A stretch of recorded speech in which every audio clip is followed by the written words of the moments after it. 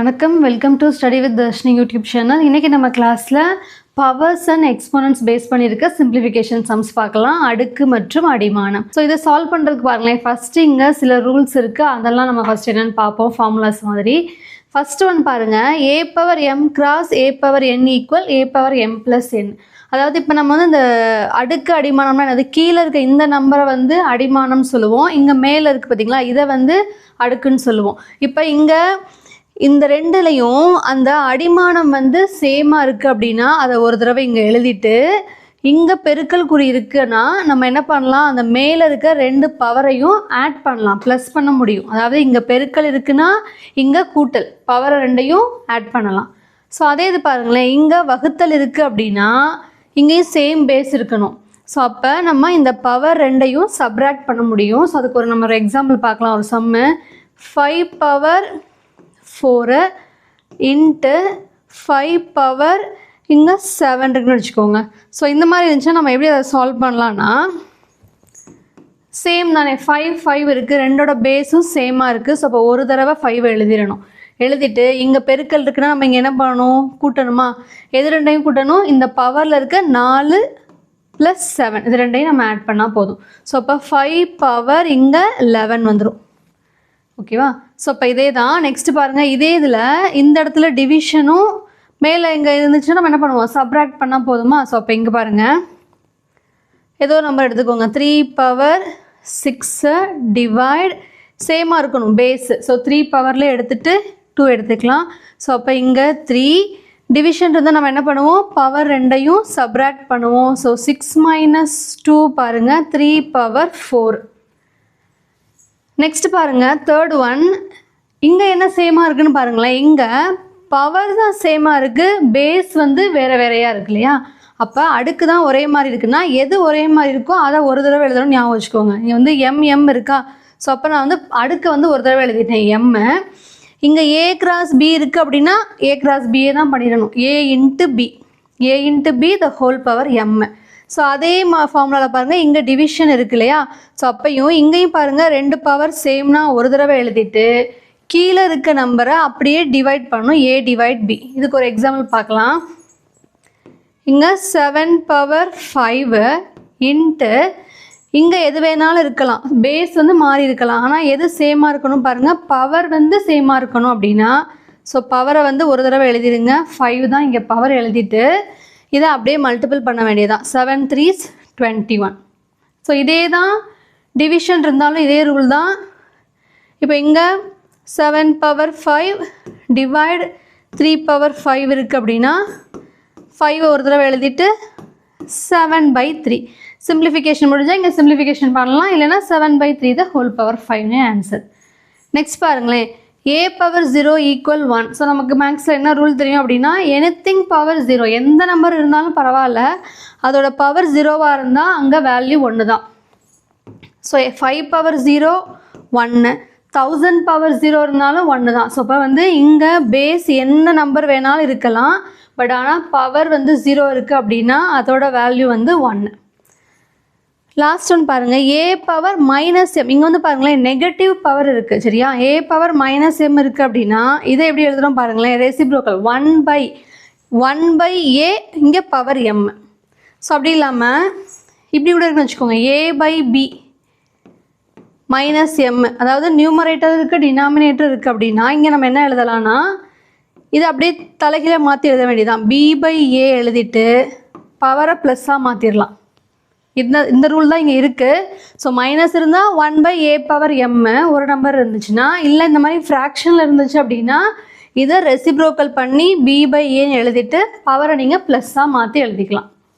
So first question பாருங்கள், சிம்பிளிஃபிகேஷனில் first a power 2 cross a power 3 cross a power -5. இப்போ ஃபார்முலாவில் பார்த்த மாதிரி ரெண்டு நம்பர் தான் இருக்கணும் அப்படின்னு இல்லை, எத்தனை உங்களுக்கு வந்து இப்போ எக்ஸ்போனன்ட்ஸ் இருந்தாலும் சரி நீங்கள் என்ன பண்ணலாம், இங்கே மல்டிப்ளிகேஷன் தான் இருக்கா. ஸோ அப்போ பேஸ் எல்லா இடத்துலையும் சேமாக தானே இருக்குது, அப்போ பேஸ் எழுதிட்டு நம்ம அங்கே இருக்க எல்லா பவரையும் ஆட் பண்ணிடலாம்.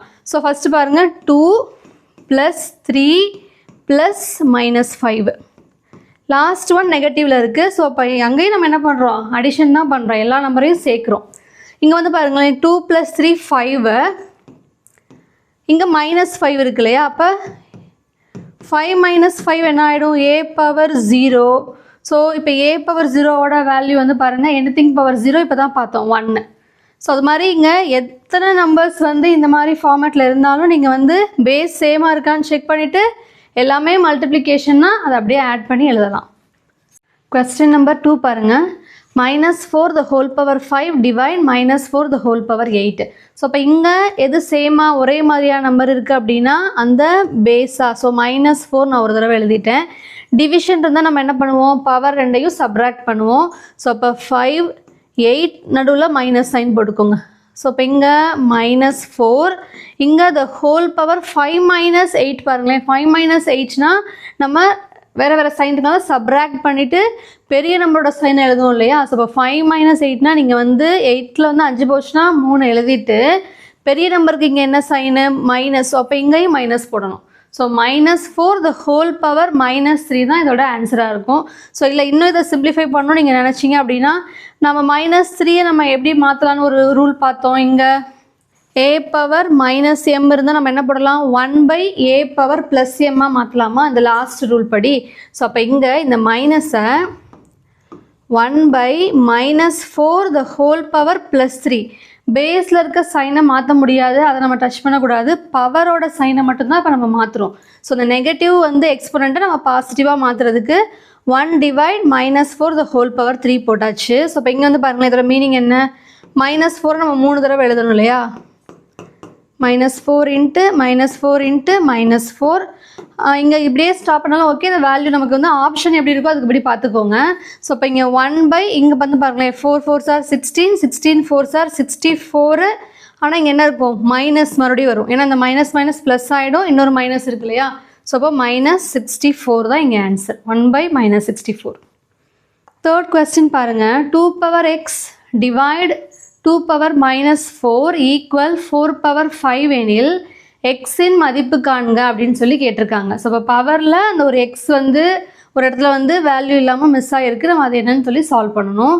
ஸோ இங்கே வந்து பாருங்களேன் இங்கே பேஸு 2 2 ரெண்டுமே சேமாக இருக்கு இல்லையா. ஸோ அப்போ நம்ம வந்து சேமாக இருக்குது அப்படின்னு என்ன பண்ணுவோம், ஒரு தடவை எழுதிடுவோம். டிவிஷன் இருக்குது. ஸோ டிவிஷன்னா என்ன பண்ணணும், -2 பவரைக்கும் நம்ம மைனஸ் போடணும். ஸோ இப்போ எக்ஸு மைனஸ் அடுத்து இருக்குது அந்த -4 = 4 5. ஸோ இப்போ இங்கே வந்து பாருங்கள் 2 இந்த மைனஸ் என்ன ஆகிடும் ப்ளஸ்ஸு. ஸோ எக்ஸ் +4 ஆகிடும். இங்கே 4 5 இருக்குது. பட் ஆனால் இங்கே வந்து பாருங்களேன் 2 x + 4 இருக்குது, இங்கே 4 5 இருக்குது. நம்ம இப்போ என்ன ரூல் அப்படின்னா ரெண்டு பக்கமும் ஒரே மாதிரியான பேஸ் இருந்தால் ரெண்டோட பவரையும் நம்ம ஈக்குவல் பண்ண முடியும். ஆனால் இங்கே வந்து பாருங்களேன் பேஸ் 2 இருக்குது, இங்கே பேஸ் வந்து 4 இருக்குது, இப்போ ஈக்குவல் பண்ண முடியாது. ஸோ இப்போ நான் என்ன பண்ண போகிறேன், இந்த 4-ஐ 2 பவர் சம்திங்காக மாற்றிட்டோன்னா நம்ம வந்து ஈக்குவல் பண்ண முடியுமா, நமக்கு என்ன தெரியும் 2 2s are 4 தெரியுமா. ஸோ அப்போ இந்த 4 5ங்கிறத நம்ம எப்படி எழுதுகிறோம், 2 × 2 4-ஐ வந்து இப்படி பிரிக்கிறேன், மேலே 5 இருக்குது. ஸோ இப்போ இதோட மீனிங் என்ன, 2 2 the whole power 5 சரியா. ஸோ இப்போ இங்கே வந்து பாருங்களேன் இங்கே 2 2 the whole power 5 இருக்குது. ஸோ இப்படி இருந்தாலும் இங்கே வந்து என்ன மீனிங் அப்படின்னா இது ரெண்டுக்கும் நடுவில் இன்ட் இருக்கிறதா தான் மீனிங்.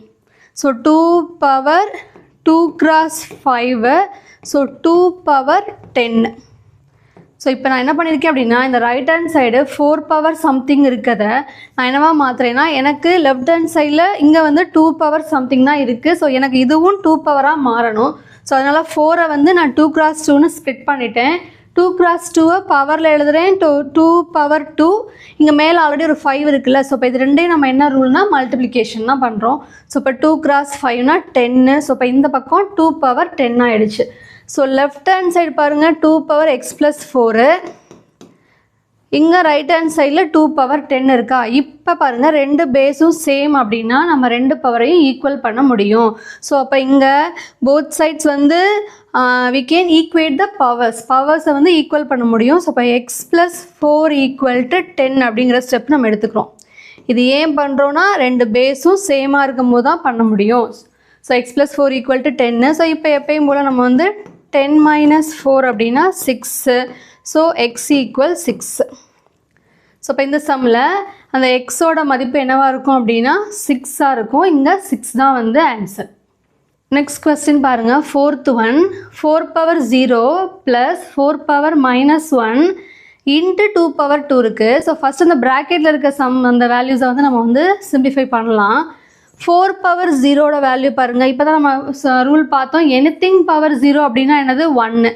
ஸோ அப்போ 4^0 நம்ம என்ன போட்டுடலாம் 1. இங்கே 4^-1 இருக்கு இல்லையா? ஸோ இப்போ -1னா நமக்கு என்ன ஒரு ஃபார்முலா, a⁻−m அப்படின்னா 1/a⁻m போடும்போது இது ப்ளஸ்ஸாக மாறிடுமா?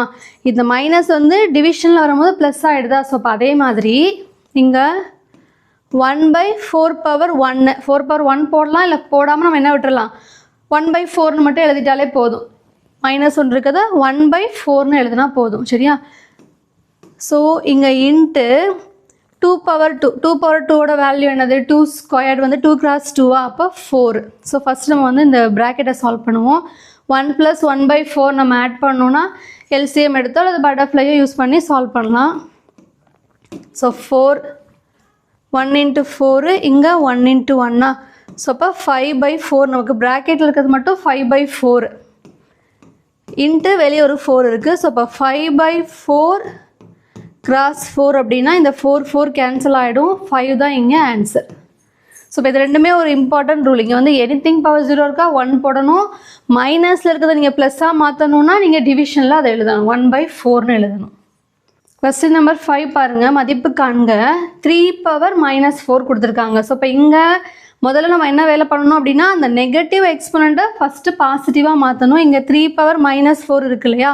ஸோ அதை நான் ஃபஸ்ட்டு ப்ளஸ்ஸாக மாற்றுறேன் அப்படின்னா இப்போ தான் பார்த்தோம் என்ன பண்ணுவோம், டிவைடில் எழுதுனா போதும் 1/3 4 ஆகிடும். இங்கே இருக்க மைனஸ் பவரை ப்ளஸ் பவராக மாற்றியாச்சு. ஸோ இப்போ 1/3×3×3×3 எழுதணுன்னா இதுதான் நம்மளோட ஆன்சராக இருக்கும். ஸோ இப்போ 3 3s are 9 3 3s are 9 9 9s are வந்து 81 தான் இங்கே ஆன்சர்.